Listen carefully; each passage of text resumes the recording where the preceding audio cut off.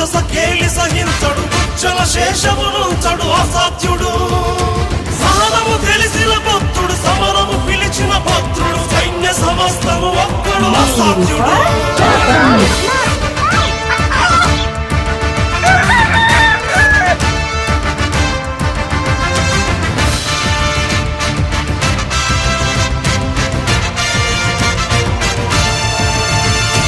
సమయము స్థలమిక చూడడు కథనము అతనికి చెడుగుడు శత్రు శిరస్సుల నొదలడు అసాధ్యుడు